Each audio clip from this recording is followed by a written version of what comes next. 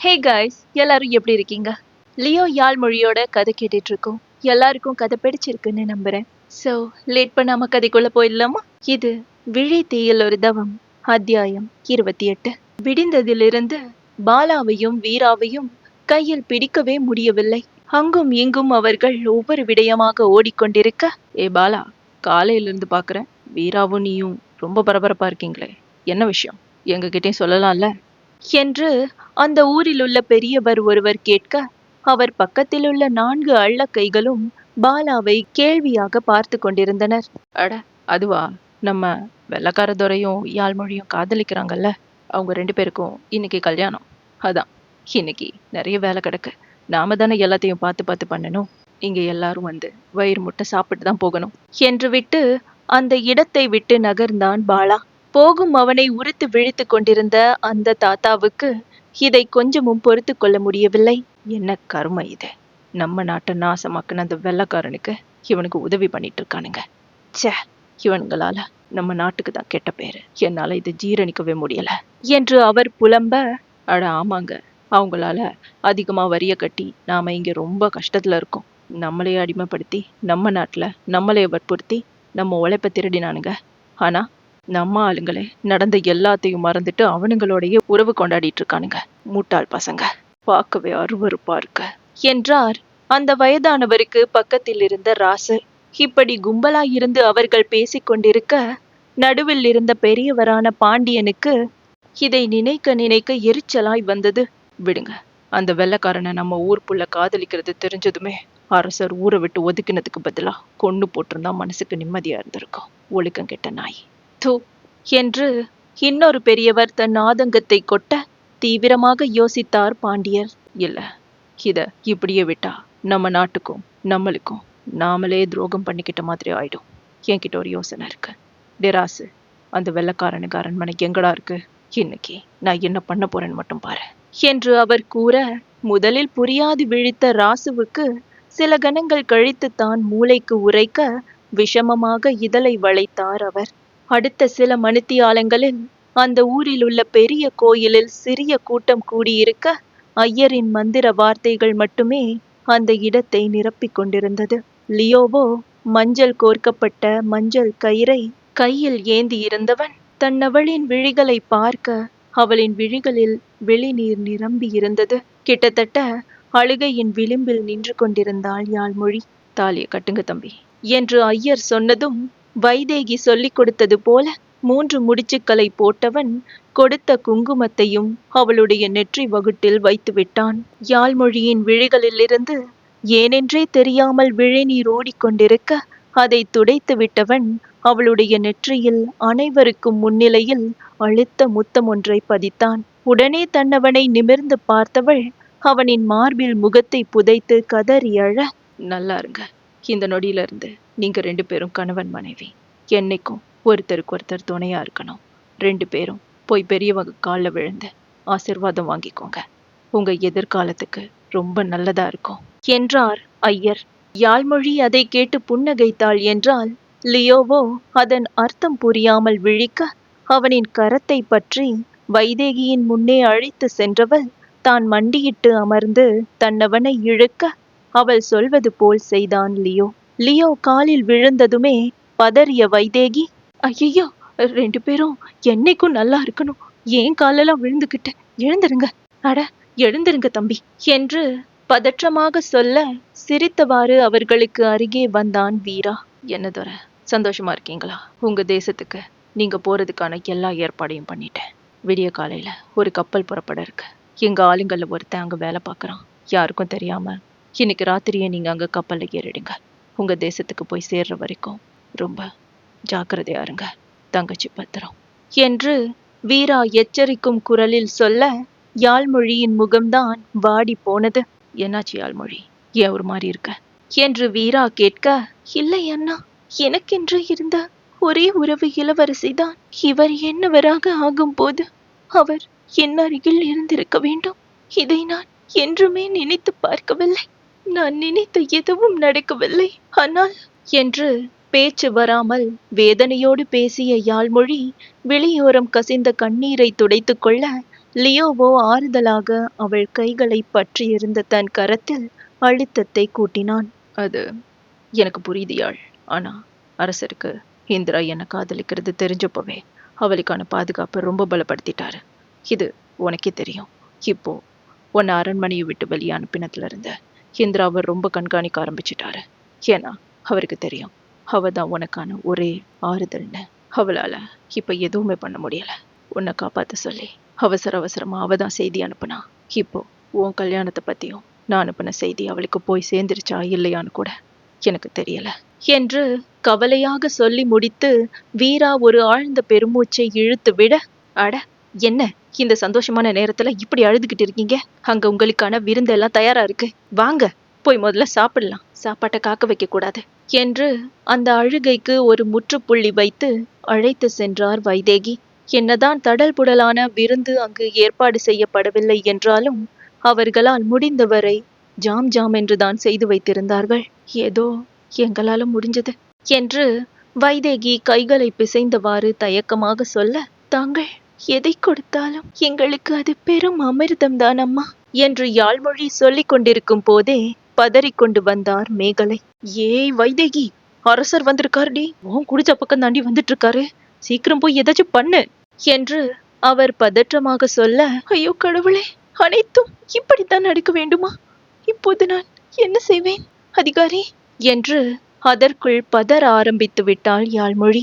யாழ், எதுவா இருந்தாலும் நான் பாத்துக்கிறேன் என்று லியோ சட்டை கையை மடித்து விட்டவாறு சொல்ல, வேகமாக யோசித்த வீரா, இல்ல வேணாம், இப்ப வெளியில போக முடியாது, சீக்கிரம் போய் அந்த இடத்துக்குள்ள ஒளிஞ்சுக்கோங்க, எதுவா இருந்தாலும் அப்புறம் யோசிக்கலாம், போங்க என்றான் வேகமாக. இல்ல வீரா, அது என்று லியோ அப்போதும் நெஞ்சை நிமிர்த்தி கொண்டு ஏதோ சொல்ல போக, அவன் கரத்தை பற்றி 4 புறமும் ஓலைகளால் குடிசைக்குள் அமைக்கப்பட்டிருந்த சிறிய சமையலறைக்குள் இழுத்து கொண்டே சென்றாள் அவள். அவர்கள் ஒளிந்து கொள்ளவும் அரசர் குடிசைக்குள் தன் காவலாளிகளுடன் நுழையவும் நேரம் சரியாக இருந்தது. வணக்கம் அரசே என்று வீரா மரியாதை நிமித்தமாக தலை வணங்க, வைதேகியோ இதயம் படபடக்க கைகளை பிசைந்தவாறு மகனின் அருகே நின்று கொண்டிருந்தார். வீரா, உன்னுடன் ஒரு முக்கியமான விடயம் பற்றி கலந்துரையாடவே நான் இங்கு வந்தேன். தேவையில்லாத பேச்சுக்கள் வேண்டாம், சுற்றி வளைக்க விரும்பவில்லை.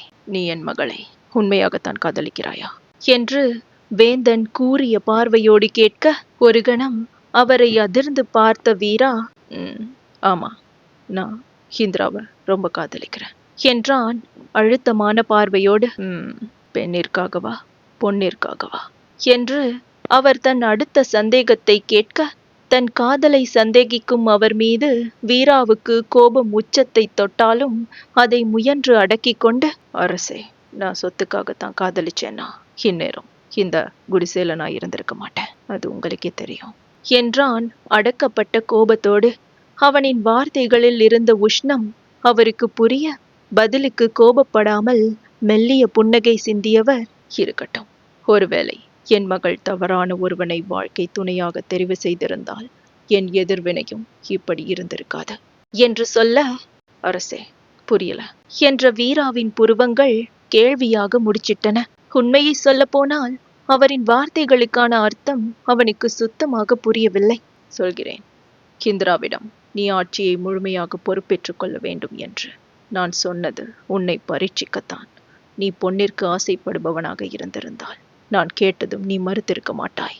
ஆனால் சுயமரியாதைக்காக நீ ஏற்க மறுத்த உன் குணம் என்னை வியக்க வைத்தது வீரா என்று வேந்தன் மெச்சுதலாக சொல்ல, வைதேகிக்கு தன் மகனை நினைத்து அத்தனை பெருமையாக இருந்தது. அன்று குடிசைக்குள் வைத்து இது சம்பந்தமாக இந்திரசேனாவிடம் அவன் சண்டை போடும் போது தாய்க்கு வந்த கோபம் எல்லாம் இன்று எங்கோ பறந்து போனது. கூடிய விரைவில் திருமணத்திற்கான ஏற்பாடுகளை ஆரம்பிக்கலாம் என்று அவர் சொல்லிவிட்டு வெளியேற போக, அரசே, ஒரே ஒரு நிபந்தனை என சட்டென குறுக்கிட்டான் வீரா. ஐயோ வீரா, என்ன பண்ற? வாய மூடு. அரசரை இறங்கி வந்து உன்கிட்ட இவ்வளவு பேசிட்டு போறாரு, நீ என்ன காரியம் பண்ற என்று வைதேகி மகனை அதட்ட, விடுங்கம்மா, நான் பேசணும். அரசே, என்னை பத்தி உங்க மனசுல இருக்கிற அபிப்பிராயத்துக்கு ரொம்ப நன்றி. ஆனா இந்திராவை நான் திருமணம் செஞ்சாலும் நான் நானாதான் இருப்பேன், அதுல என்னைக்கும் மாற்றம் இருக்காது. இதுல உங்களுக்கு சம்மதமா என வீராவோ வேந்தனின் விழிகளை நேருக்கு நேராக பார்த்தவாறு நெஞ்சை நிமிர்த்தி கொண்டு சொன்னான். சில கணங்கள் அவனை வெறித்து பார்த்தவர் ஒரு மெல்லிய புன்னகையுடனான தலையசைப்போடு அங்கிருந்து சென்றிருக்க, வீராவுக்கு மனதில் உள்ள பெரிய ஒரு பாரமே இறங்கிய உணர்வு. இதற்கிடையில் ஒளிந்திருந்த யாழ்மொழிக்கு பயத்தில் தன் இதயம் துடிக்கும் சத்தம் தன் காதிற்கே கேட்கும் உணர்வு. அதிகாரி, இப்போது என்ன செய்வது? அரசர் மட்டும் என்னை பார்த்து விட்டால் என் மீது உள்ள கோபத்தில் இந்த மொத்த ஊரையும் கொளுத்தி விடுவார். நமக்கு உதவி செய்த ஒரே காரணத்திற்காக அவர்கள் கஷ்டப்படுவார்கள். எனக்கு மட்டும் ஏன் இப்படியெல்லாம் நடக்கிறது என்று அவள் புலம்பிக் கொண்டிருக்க, கிட்டத்தட்ட நூல் இடைவெளியில் அவளோடு நெருங்கி நின்றிருந்த லியோவோ தன்னவளை இமை மூடாமல் பார்த்து கொண்டிருந்தான். நெற்றியில் குங்குமமும் கழுத்தில் மஞ்சள் தாளியோடு உதடுகள் துடிக்க நின்றிருந்த தன் மனைவியிடமிருந்து அவனால் விழிகளை அகற்றவே முடியவில்லை. யாழ் என்று அழைத்தவனின் குரல் காற்றுக்கே வலிக்காதது போல் வெளிவர, உடனே அவனை நிமிர்ந்து பார்த்தவளோ கேள்வியாக இரு புருவங்களை ஏற்றி இறக்கினாள். அதில் மொத்தமாக விழுந்தவன், யாழ்மொழி, உன் நெத்தியில நான் வச்சு விட்ட இந்த சோ கோல்டு குங்குமமும் உன் கழுத்துல நான் போட்டு விட்ட இந்த மஞ்ச கைத்துக்கும் என்ன மீனிங்னு எனக்கு சத்தியமா தெரியல. ஆனா ஒண்ணு மட்டும் என்னால ஃபீல் பண்ண முடியுது. நீ எனக்கு சொந்தமாகிட்ட. யூர் ஆல் மைன் என்று ஹஸ்கி குரலில் விழிகளில் காதலை தேக்கிக் கொண்டு சொல்ல, அந்த வார்த்தைகளில் பெண்ணவளின் முகமோ குப்பென்று சிவந்தது. இருந்தும் அதை மறைக்க முயன்றவாறு, ஓ அப்படியா, இப்படியெல்லாம் கூறினால் தங்கள் மீதுள்ள கோபம் போய்விடுமா என்ன? என்னை யார் என்று தெரியாதென்று கூறி எப்படியெல்லாம் தவிக்க விட்டீர்கள்? அத்தனைக்கும் சேர்த்து வைத்து தண்டிக்கிறேன், இருங்கள் என்று போலி கோபத்தோடு அவளும் ஹஸ்கி குரலில் பேச, அவளை கொடுப்புக்குள் சிரித்தவாறு பார்த்தான் அவன். ஓ, தண்டனை கொடுக்க போறியா? ஓகே, அப்போ தண்டனை என்னன்னு நானே சொல்றேன். என்ன இப்படி கூட தண்டிக்கலாம் என்று லியோ பொடி வைத்து பேச, அதை அறியாமல் தாங்கள் கூறுகிறீர்களா? எப்படி என்று வெகுளியாய் அவள் கேட்க, அடுத்த கணம் அவள் இதழை கவ்விக்கொண்டான் ஆடவன். யாழ்மொழியோ தெரித்து விடும் அளவுக்கு விழி விரிக்க, மெல்ல அவள் இதழை சுவைத்து கொண்டு மெல்ல மெல்ல விலகியவன், எப்படித்தான் உனக்கு எப்போல்லாம் என் மேல கோவம் வருதோ அப்போல்லாம் இப்படியே எனக்கு தண்டனை கொடு. லைஃப் லாங் உன் தண்டனையை ஏத்துக்கிறேன் மகாராணி என்று சிரிப்பை அடக்கி கொண்டு சொன்னான் அவன். அவனை முறைக்க முயன்று முடியாமல் அவள் கீழுதட்டை கடித்த வண்ணம் தலை குனிந்து கொள்ள, தங்கச்சி, அரசர் போய் 1/2 மணித்தியாலம் ஆயிடுச்சு. வெளியில வருவியா இல்லைன்னா இங்கே என்று வெளியிலிருந்து கேலியாக குரல் எழுப்பினான் வீரா. அவனின் கேலியில் இருவருக்குமே வெட்கமாய் போய்விட, மறைந்திருந்த இடத்திலிருந்து வெளியில் வந்தவர்களுக்கு தடல் புடலாக ஏற்பாடு செய்திருந்த விருந்து காத்து கொண்டிருந்தது. வயிறார இருவரும் உண்டு முடித்துவிட்டு சிரித்து பேசிக் கொண்டிருந்தவர்களின் குடிசைக்குள் நுழைந்த பாலாவின் முகம் பயத்தில் வெளுத்து போயிருந்தது. இவர்கள் சற்று சந்தோஷமாக இருப்பது அந்த இயற்கைக்கே பிடிக்கவில்லை போலும். அடுத்தடுத்தென்று இவ்வாறு வந்து கொண்டிருக்க, அதை கவனித்த வீரா, என்னாச்சு பாலா, ஏன் ஒரு மாதிரி இருக்க என்று புரியாமல் கேட்க, இப்போதான் அரசர் இங்கிருந்து போறாரு. ஆனா அந்த பக்கம் இருந்து வெள்ளக்காரனுக்கு வந்துட்டு இருக்கானுங்க. இவங்க 2 பேரும் இங்க இருக்கிற விஷயத்த நம்ம பாண்டியன் பெருசு போட்டு கொடுத்துருச்சுடா. வீரா, ஏதாச்சும் பண்ணு என்று சொல்லி முடிக்க, அங்கிருந்த மொத்த பேரும் விக்கித்து போய்விட்டனர். என்னப்பா சொல்லுற? ஏன் அந்த ஆளு அப்படி பண்ணான் என்று வைதேகி நெஞ்சில் கை வைத்து கொள்ள, அவங்கெல்லாம் மனுஷங்க தானா? சே, இப்படி இருக்கானுங்க என்ற வீராவுக்கு கோபம் உச்சக்கட்டத்தில் எகிரி இருக்க, அடுத்து என்ன செய்வதென்றே தெரியவில்லை. தோர, இப்போ என்ன பண்றது என்று வீரா கேட்க, தீவிரமாக யோசித்தான் லியோ. ஒரு வழி இருக்கு வீரா, நீ யாழை கூட்டிட்டு இங்கிருந்து போ. அவங்க கையில யாழ் மாட்டிக்க கூடாது. முக்கியமா அந்த ரொனால்டு, அவன் கிட்ட மாட்டவே கூடாது. நான் அவங்க கிட்ட போறேன். நான் போய் சரண்டர் ஆகுறேன். அது மூலமா அவங்கள நான் திசை திருப்ப முடியும். அதுக்கப்புறம் நீங்க பாதுகாப்பா இருக்கலாம். சீக்கிரமா போங்க என்று சொல்லிவிட்டு அவன் வெளியேற எத்தனிக்க, அவன் கரத்தை பற்றி கொண்ட யாழ்மொழி தன்னவனை இறுக அணைத்து அழ ஆரம்பித்தாள். இல்லை இல்லை, தாங்கள் என்னை விட்டு போக கூடாது. தாங்கள் இல்லாமல் நான் என்ன செய்வேன் அதிகாரி? முடியாது முடியாது, என்னால் முடியாது என்று அவள் பிடிவாதமாக நிற்க, ஒரு ஆழ்ந்த பெருமூச்சை இழுத்து விட்ட லியோவிற்கு தன்னவளின் அழுகையை மட்டும் தாங்கிக் கொள்ளவே முடியவில்லை. அவளின் இரு கண்ணங்களை தாங்கிக் கொண்டவன், யாழ், எனக்கு உன்னை விட்டு போகணும்னு ஆசை இல்லடி. ஆனா ஐ ஹாவ் நோ சாய்ஸ். இதை நான் எனக்காக உனக்காக நமக்காக பண்ணிதான் ஆகணும். I promise you. நான் உனக்கு சத்தியம் பண்றேன். கண்டிப்பா நான் உன்னை தேடி வருவேன். எனக்காக வெயிட் பண்ண என்று உறுதியான குரலில் சொல்லி அவள் நெற்றியில் அழுத்த முத்தம் பதித்தான் லியோ. வீரா, நான் வர தாமதமாகலாம். ஆனா அதுக்காக நம்ம திட்டத்துல எந்த மாற்றமும் இருக்கக்கூடாது. குறிச்ச அதே நேரத்துல இவ அந்த கப்பல்ல இருக்கணும். வெளியே இருக்கிற ஒவ்வொரு நிமிஷமும் யாழுக்கு ஆபத்து தான். சொல்றது புரியுதா என்று லியோ நிறுத்தி நிதானமாய், அதே நேரம் குரலில் அவசரத்தையும் காட்டி கேட்க, வீரா ஆம் என்று தலையசைத்த அடுத்த கணம் மீண்டும் தன்னவளின் இதழில் அழுத்த முத்தத்தை பதித்துவிட்டு அங்கிருந்து வெளியேற தன் கையை விட்டு செல்லும் அவனின் கரத்தை அழுகையோடு பார்த்திருந்தவளின் மற்ற கரத்தை பற்றி கொண்டான் வீரா. யாழ்மொழி, நமக்கு நேரம் இல்ல, சீக்கிரம் வா என்று அவன் அவளை இழுத்து கொண்டு பின் வழியாக ஓட, சரியாக ஆங்கிலேய அதிகாரிகளோ கிராமத்திற்குள் அதிரடியாக நுழைந்தனர். லியோ ஜார்ஜ் சட்டை கையை மடித்து விட்டவாறு அவர்களின் எதிரே சென்று நிற்க, உடனே அதிகாரிகளோ கையில் துப்பாக்கியோடு அவனை சுற்றி வளைத்தனர். பயப்படுவான், கதறுவான், அழுவான், கெஞ்சுவான் என்று எது எதையோ நினைத்து அவர்கள் வந்திருக்க, லியோவின் முகத்தில் பயத்திற்கான சாயல் கொஞ்சமும் இல்லை. காரிலிருந்து மெல்ல வெளியேறி வந்த ரொனால்டிற்கு அவனை பார்க்க பார்க்க கொலைவெறி ஏறியது. அதுவும் அவன் பயமில்லாமல் நின்ற அந்த தோரணை அவனை இன்னும் இன்னும் வெறியேற்ற, வேகமாக சென்று லியோவின் நெற்றி பொட்டை நோக்கி துப்பாக்கியை குறிவைத்தான் அவன். இப்படியே இந்த எபிசோட் முடியுது. கன் பாயிண்ட்ல நின்னுட்டு இருக்கா நம்ம ஹீரோ.